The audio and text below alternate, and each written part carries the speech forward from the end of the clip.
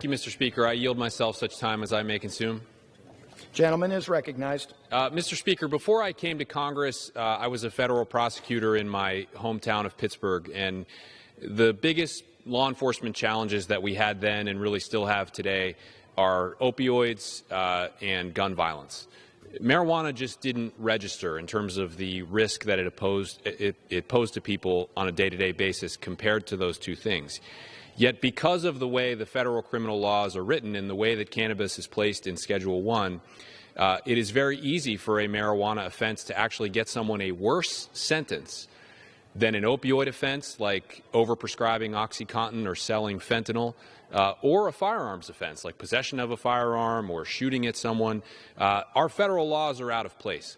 And so it's in the spirit of wanting to make sure that our law enforcement priorities are focused on the most serious crimes and the most violent crimes that I can support the removal of cannabis from Schedule 1.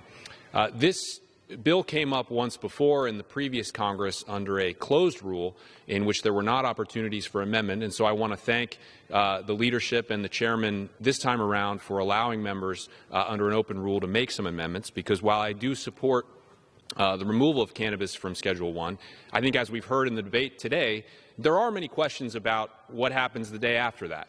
And are we being careful enough to ensure that the public gets the best possible balance of the benefits of taxing and regulating cannabis while still protecting children and making sure that we have safe and efficient workplaces?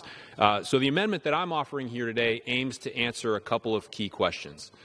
What happens when essential workers, firefighters, people that operate heavy equipment on infrastructure projects, people who work in public safety and national security, what are we willing to tolerate as far as those workers on the job site potentially with cannabis in their system? We need to know how to test for it. We need to know what the rules are to keep people safe on that job site, and most importantly, keep the public safe so that these people continue working.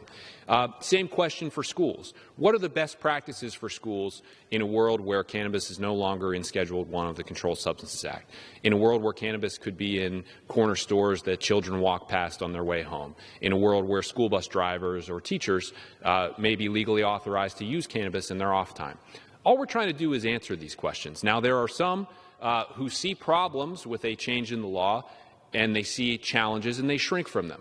And they say, let's keep the status quo the same. Let's not tackle these problems. What we are trying to do here is do the public one better than that.